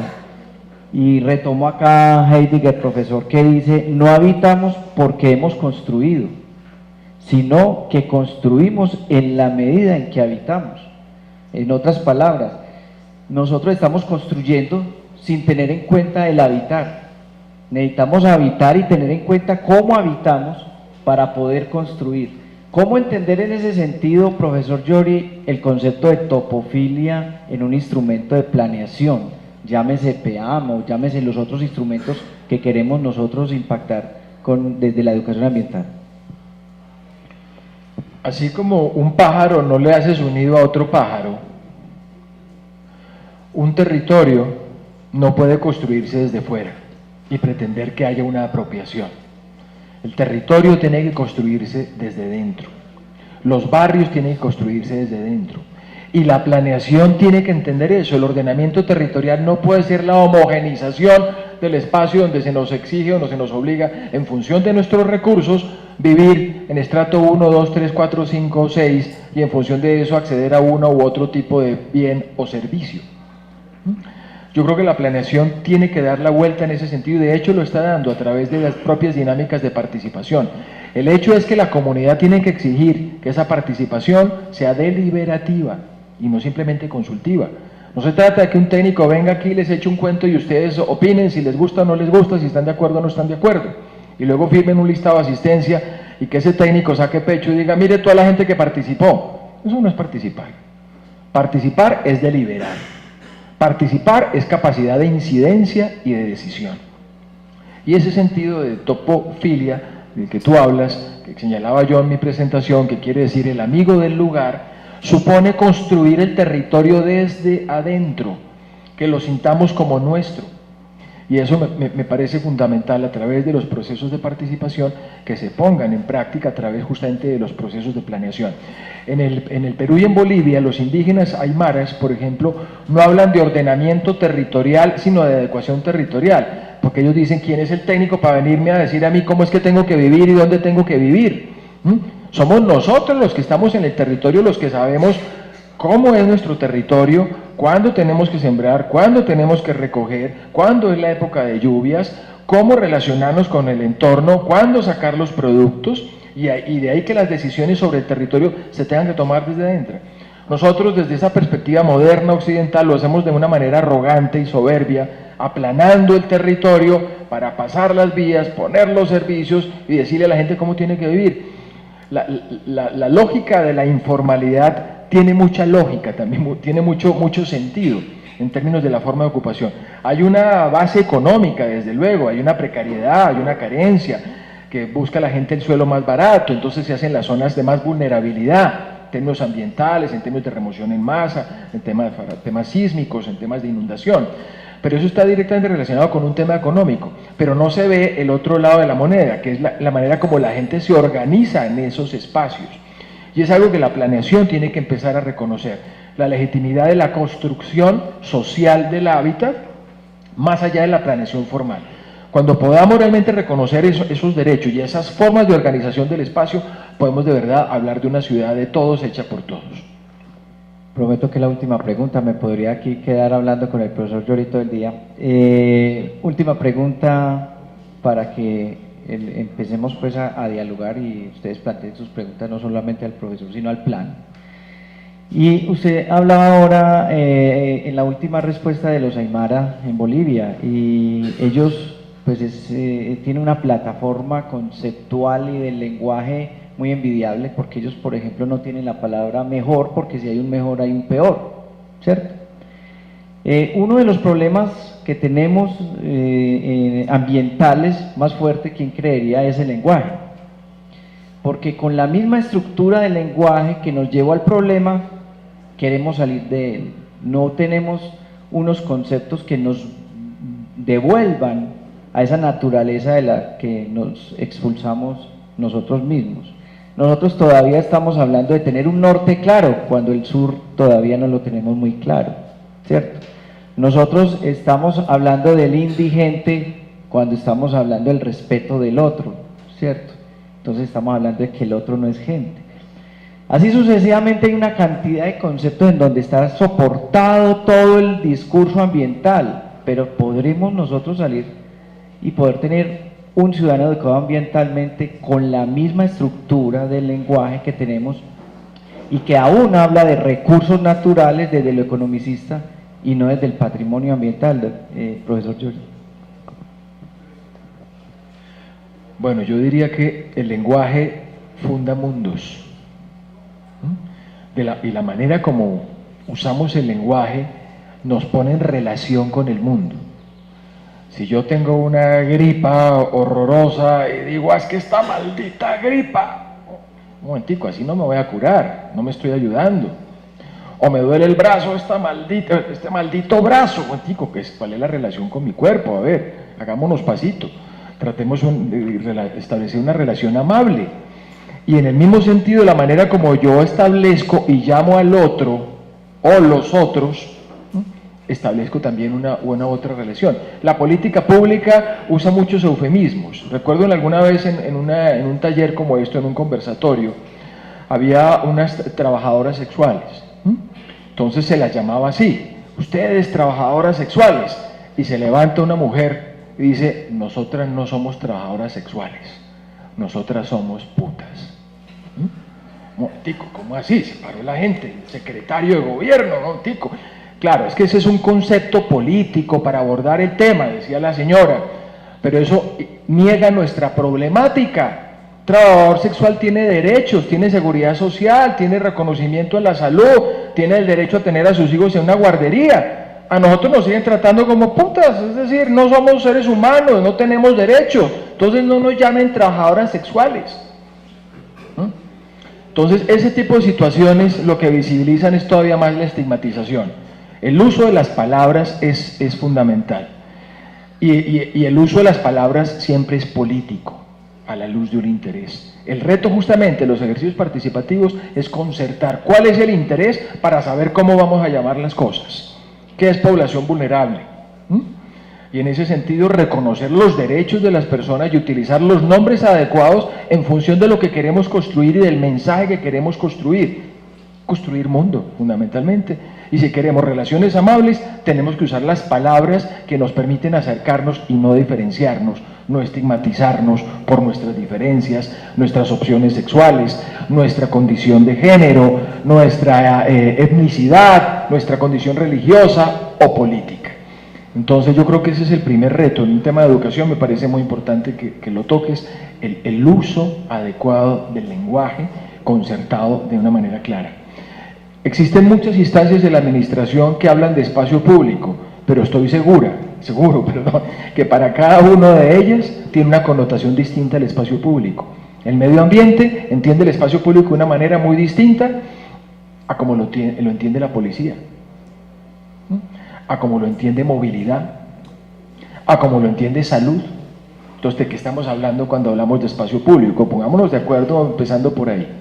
Bueno, gracias. Muy bien, les prometí que era antes de la última pregunta por parte mía. ¿Alguien tiene alguna pregunta? Señor. Le voy a hablar localmente, porque nos están poniendo a pensar globalmente. El Valle de la Urra, en los últimos 10 años, ha cuadruplicado su población. No es verdad que las torres de edificios estén reubicando la población del Valle de la Urra, no, nos están invadiendo desde afuera. Y esa población que está llegando en un 98% no es de aquí, ¿cierto? En otro sentido, nos están haciendo creer que nosotros no vivimos en un globo, en una bola, y que nosotros estamos por fuera de la bola, y que lo que hagan abajo, una quema o una chimenea, que esté botando humo, no nos afecta acá. Entonces nos están haciendo lo siguiente, nos están llegando el territorio de población y nos están sacando la industria. En el solo Itagüí se han perdido más de 85 industrias en los últimos 10 años. ¿Más de 85 qué, perdón? Empresas, industrias.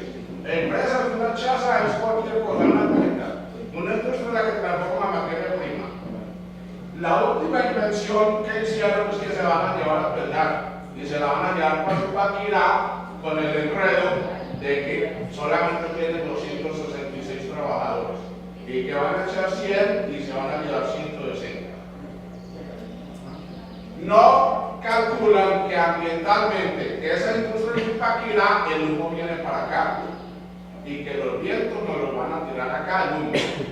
Lo que nosotros queremos decir es que un territorio sostenible es aquel que cuida el medio ambiente, en donde se cuida el calentamiento global, que no supere los 2 grados, pero que también tenga desarrollo económico. Y para tener desarrollo económico necesitamos industria transformadora.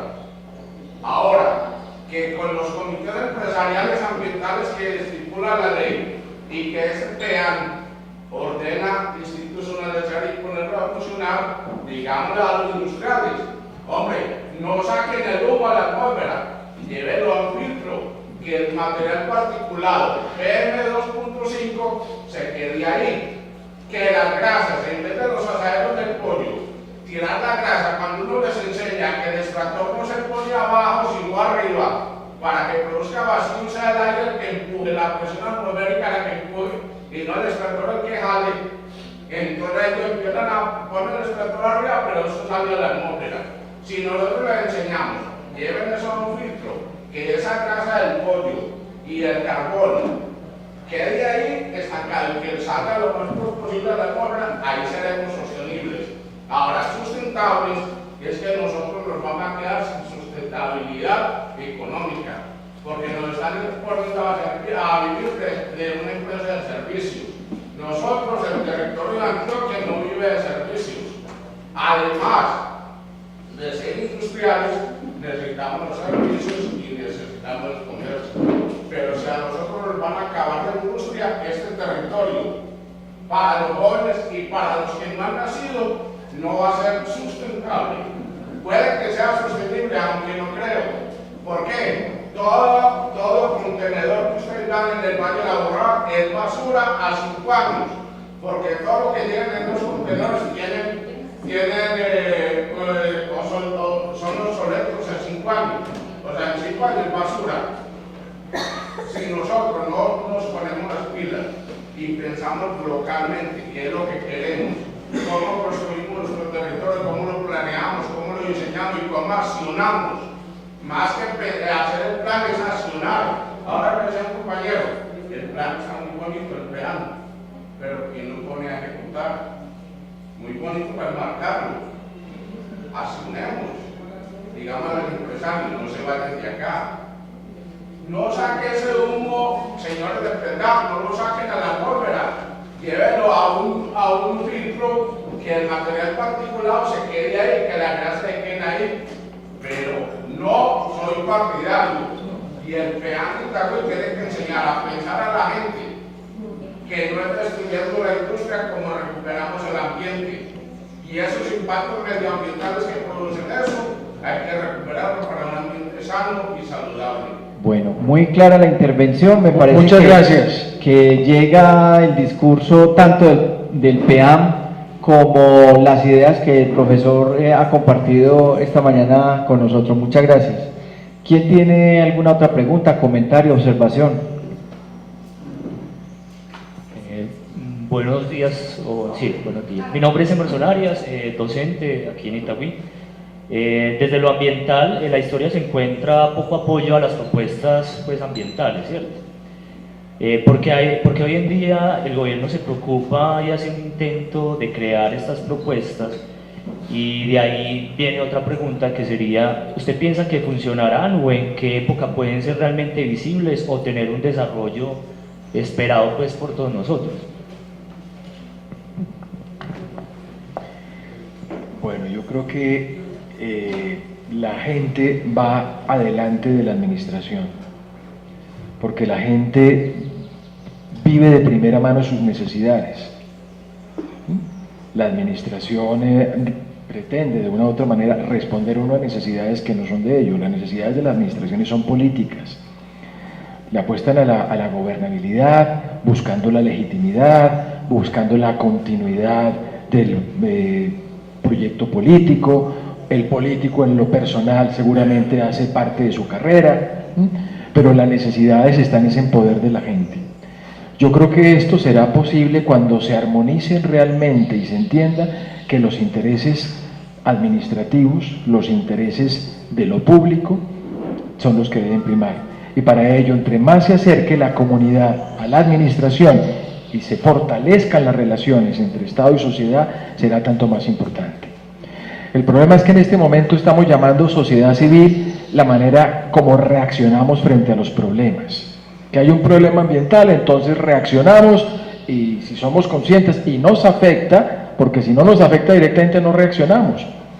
Reaccionamos solamente cuando abrimos la llave del agua y nos sale amarilla, o cuando está negro el ambiente por la contaminación, o cuando el ruido de los aviones que pasan por el aeropuerto no me deja dormir. Entonces la gente se organiza y sale en una plataforma, constituye una plataforma de ciudadanos y salen a protestar. Y en el mejor de los casos, la administración les pone atención, les para bolas, y dice, bueno, entonces nos reunimos porque los aviones están pasando por encima del barrio, no nos deja dormir. Se reúnen 20.000 personas y hacen cambiar la ruta de los aviones. Muy bien, y hasta ahí, como se enfrentó el problema, se disolvió la organización. Eso no es una sociedad civil. Una sociedad civil es aquella que no es reactiva. Desde luego que tenemos que reaccionar frente a una situación problemática. Una sociedad civil es proactiva, y ahí retomo la iniciativa del compañero cuando señalaba la importancia de la acción. Lo que nos hace sociedad civil es que seamos proactivos y que hagamos valer ante la administración ese sentido proactivo. Que quien participa no sea la comunidad, que quien participa sea la administración, porque finalmente eso es lo que compete misionalmente. Una administración es lo que administra. Nosotros indistintamente hablamos de gobierno, Estado y administración como si fuera lo mismo. Es que el gobierno, es que el Estado, es que la administración, pero son cosas muy distintas. Cuando entendamos que el gobierno es un resultado eficiente de la administración del Estado, y que el Estado somos todos nosotros, realmente podrá haber viabilidad en la ejecución de estos planes. No es la administración. Nosotros no podemos delegar. En el contexto de la democracia representativa, tranquilamente delegamos. Es que yo voté por ese señor, tiene que cumplir. Claro que tiene que cumplir, pero es que se nos olvida que la Constitución del 91, lo primero que dice es que Colombia es un país de democracia participativa, cosa que en realidad no es cierto. Seguimos en una democracia representativa, votando por los mismos, por las mismas, con las mismas ideas, con las mismas cosas. ¿Por qué? Porque no hemos hecho valer lo que dice la Constitución. Cuando Colombia realmente sea una democracia participativa, podremos ver que esos elementos se cumplen, que esas acciones, que esos planes salen de las gavetas, salen de los anaqueles y se llevan a la práctica. Pero para que Colombia sea realmente una democracia participativa, se requiere que los ciudadanos y ciudadanas de este país se organicen, se posicionen. Y hemos visto algunos signos en ese sentido. El decaimiento de los partidos políticos tradicionales y la emergencia y el posicionamiento de los colectivos, de las iniciativas comunitarias, de los grupos de opinión, las corrientes de opinión, partidos espontáneos. Eso está muy bien que surjan esos partidos frente a los discursos anacrónicos de siempre. El problema es que muchos de esos partidos empiezan a adoptar los viejos discursos con nuevas etiquetas y vemos cómo los políticos van pasando de un partido a otro, y el que resultó que empezó siendo de izquierda terminó siendo de derecha, y el de derecha de centro, en una situación en la cual la comunidad, la sociedad civil está por allá abajo y solamente se convoca para validar planes y proyectos. Creo que esta es una iniciativa interesante en el sentido que el plan surge desde abajo con la gente y que es algo que tenemos que alentar y exigir, no solamente para que se lleve a cabo en la concepción del plan, sino en la ejecución, en la acción y en un seguimiento que tenemos que hacer nosotros. Muy bien, profesor. Buenos días, don Jairo Ortiz, de la Institución Educativa Leonel Kennedy, docente que ha venido acompañando pues, en el CIEDAM todas las propuestas. Pero quedo hoy con, no sé si con un vacío, de pronto una expectativa que no pude llenar hoy, y es una claridad más en el plan, y es más que todo para el plan, pues la pregunta en este momento. Yo sé que el tiempo era muy corto, pero yo sí venía hoy con las expectativas de tener más esa idea de Itagüí a partir de un diagnóstico que se hizo, ¿cierto? O sea, de conocer nosotros en las instituciones qué es lo primero que tenemos que hacer, y como unas herramientas más claras, de pronto más adelante podemos ampliar. Pero nosotros en este momento estamos en la planeación del próximo año 2018 de las instituciones educativas la próxima semana. Entonces sería muy importante que ese plan con sus pormenores fuera conocido primeramente por los rectores y coordinadores académicos para poder plantear para el próximo año unos cambios y unas adecuaciones a los muchachos. Entonces lo vi muy general, o sea, vi unas grandes líneas que vienen desde al nivel nacional, pero muy poco ya más centrado en cuáles son las problemáticas reales de Itagüí en las que vamos a trabajar con los estudiantes, algo como más asimilable. Entonces me quedó ese vacío ahí, no sé si en otros espacios lo vamos a tener. Lo otro es, nuestras instituciones en el PRAE manejamos unos proyectos hechos por docentes, para estudiantes y una comunidad, pero generalmente esos proyectos ambientales escolares no incluyen a los padres de familia y a los estudiantes como comunidad. Entonces es un error que tenemos y deberíamos estar abordando. Como digo antes, como docente muchas veces no tenemos la autonomía para poder formular esos planes, y necesitamos que ese plan sea socializado con rectores y con los líderes ambientales, porque si no es muy difícil que eso llegue a las instituciones.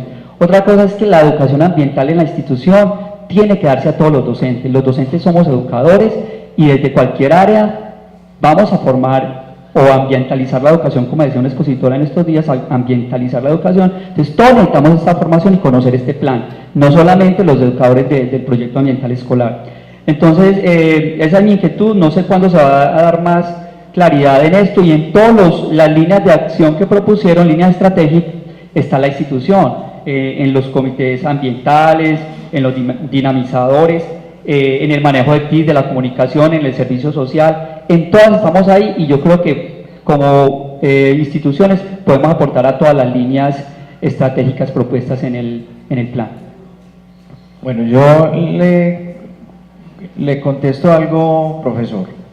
Primero, dentro de la construcción del PEAM hay unas fases. Estamos en la fase de formulación. Ahora Luz Estela nos decía, el plan de acción del CIDEAN de 2018 se sustenta en la implementación del PEAM, ¿sí?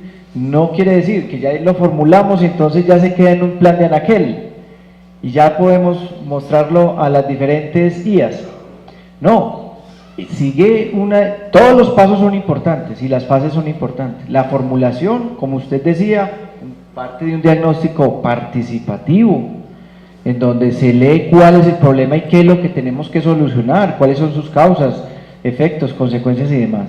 Pero sigue la parte de la implementación, donde entra lo que usted nos está proponiendo, esos encuentros sectoriales donde usted va a ver cuál es su responsabilidad y, como usted bien nos decía, cuál es la responsabilidad que tengo como ciudadano, pero también como sector frente a ese PEAM.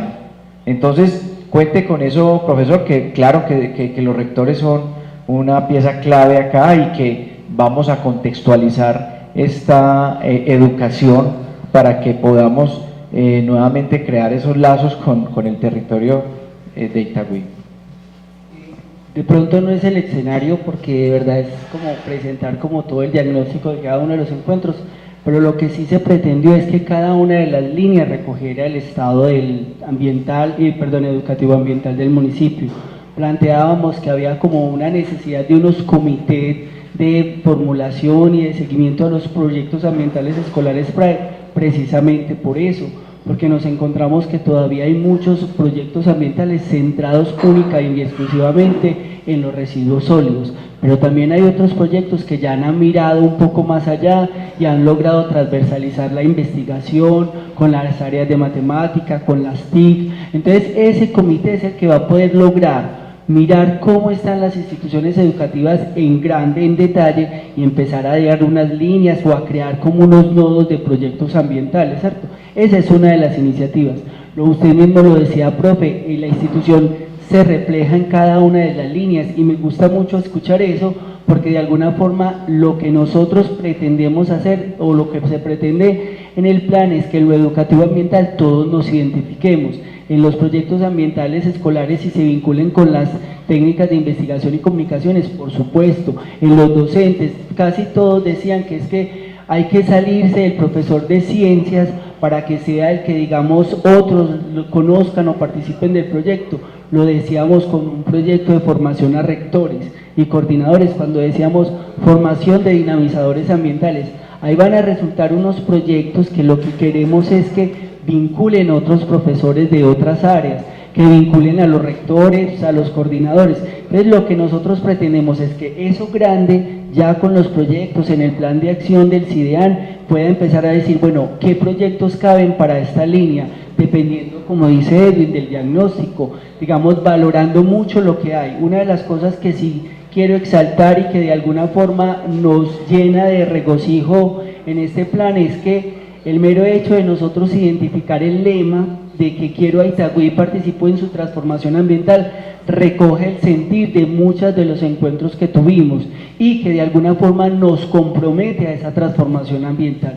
Entonces no es en el momento, más adelante pues estamos seguros de que ustedes en los diferentes proyectos se van a vincular, pero la idea es que esas líneas grandes cada uno va a empezar a decir, bueno, la institución juega aquí, participa acá, pero ya tenemos que empezar a mirar, bueno, desde dónde lo vamos a poder hacer. Pero muchas gracias, profe, porque sí es la intención y por eso se los decía, ojalá todos nos veamos en las propuestas de las líneas estratégicas.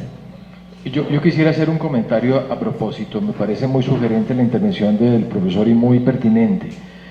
Yo creo que la comunidad educativa, que es de lo que estás hablando, que no solamente compete a los maestros y a los estudiantes, sino a los padres de familia y a todos los actores que rodean el proceso de formación formal, valga la redundancia, debería extenderse a propósito del plan para hablar de una comunidad, de hacer de Itagüí una comunidad educativa. ¿Cuál es el papel del plan en la construcción, hablando de los temas culturales que hace un momento compartía con algunos de los asistentes, del plan en la constitución de una comunidad educativa amplia, que tenga la escuela como correlato primero y fundamental, desde luego, y a partir de ahí todas las instituciones educativas, pero que no se limite a ellas, sino que se utilicen otros espacios dentro del entorno del municipio para fortalecer esa idea de comunidad educativa y sobre todo construir colectivamente una primera idea de qué es una comunidad educativa. Gracias. Sí. Yo quiero aprovechar la inquietud del docente para que miremos la posibilidad dentro de la Comisión de Gestión del CIDEAM de que de una vez podamos tener como el contacto pues con el rector, en este caso pues el amigo de la John F. Kennedy, y poder tener como unas reuniones preliminares. Nosotros tenemos pactado que para el mes de enero apenas se reactiven las actividades pedagógicas. La primera reunión que vamos a tener con rectores va a ser para socializar este instrumento un poco más ya específico. Pero la realidad de los colegios es que desde ahora están montando ya planes. Entonces yo diría que si por ejemplo podemos ahorita concertar un encuentro de la subcomisión del CIDEAN de gestión con el rector para dar una primera avance preliminar y poder incorporar dentro de la persona institucional algunas estrategias que ya estén enmarcadas dentro del PEAN, no es necesario esperar hasta enero. Podemos arrancar con los que ya tengan interés de una vez para comenzar a abrir esa voluntad administrativa de los rectores para que faciliten al cuerpo docente el trabajo mancomunado. Bueno, miren, vamos a tener la última intervención. El que quiera manifestar algún comentario o pregunta, lo puede hacer por escrito, nos lo pasa y le estaremos respondiendo. Buenos días, mi nombre es Derli Erazo, en representación de la Secretaría de Educación. Primero, un cordial saludo para todos y todas las presentes, y segundo, sí agradecer infinitamente porque este trabajo viene mancomunado con la Secretaría de Medio Ambiente y Secretaría de Educación, pero quedaría corta pues al saludar personalmente a cada uno de los funcionarios. Quiero resaltar toda la labor que todos y cada uno de Medio Ambiente han venido haciendo desde que conozco todo este proceso, de Secretaría de Educación en lo que hemos participado, pero también reconocer a Corantioquia, que siempre los estamos viendo visibles y de una entrega total a colaborarnos a este proyecto, digo, tan importante, tan valioso, pero de tanta responsabilidad en la que todos y cada uno debemos tener. Entonces, agradezco mucho, doctor Guarín, que está al frente, la doctora Luz Estela, a Juan Carlos, que lo veo por aquí, y a todos, a Henry, mi compañero, que en este momento no está, pero lo estamos representando. Tres actividades que escribo, muy puntuales, muy rápidas, y le decía yo al doctor Guarín ahora que todo lo bueno siempre es de tiempo corto y apresurado. Esto es muy bueno y es muy encantador, pero de una responsabilidad muy grande, vuelvo a repetir. Profesor John Jairo, conozco sus inquietudes desde la institución educativa John F. Kennedy, y no solamente a él, sino a todos los docentes. Tenemos que tener claro y cambiar ese chip que quien participa en los PRAES o en el CIDEAN no solamente es el profesor de ciencias naturales, son todos los docentes, todos los rectores, todos los coordinadores, y que toda la comunidad estemos vinculados. Eso es lo primero. Segundo, me pareció importantísimo todo lo que vi en la planeación y la programación que tenemos, pero hay muchas cosas puntuales, doctor Guarín, en cuando se habla de los centros de educación infantil. Qué rico que desde ahí empecemos nosotros con una educación, con un fortalecimiento y con una enseñanza que con seguridad va a tener muy buen resultado. Segundo, para la Secretaría de Medio Ambiente me gustaría que nos acerquemos, y vamos a llevar mi compañero Jader y yo, que estamos delegados para asistir a este evento, llevar a Secretaría de Educación para que tengamos mucho más de cerca un trabajo con respecto a los proyectos PRAE, que no sean un proyecto así como tan sencillo, perdónenme la expresión, todos los que están aquí, y que no se vuelva un cumplimiento como de aula y de año nomás y año tras año, sino que de verdad hagamos una proyección donde se enmarque el emprendimiento y que realmente a futuro podamos presentar resultados, no solamente desde lo ambiental, sino desde lo económico y lo sostenible, lógicamente con la participación comunitaria y familiar. Y por último, agradecer pues al profesor Giori, porque nos ha hecho unas ilustraciones supremamente valiosas, y lo tomo más desde la parte personal y esa enseñanza que si nosotros como personas actuamos bien, todo el entorno va a funcionar. Entonces nuestro ambiente será cada día mejor. Muchas gracias, muy amable. Muchas gracias. Manuela.